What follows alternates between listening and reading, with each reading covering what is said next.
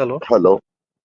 अरे बाबा, दिगंबर दुर्गाडे गेले अनेक वर्ष माळी समाजाचा माणूस, अख्ख्या जिल्हा बँकेचा चेअरमन मी केलेला आहे, अख्ख्या जिल्हा बँकेचा.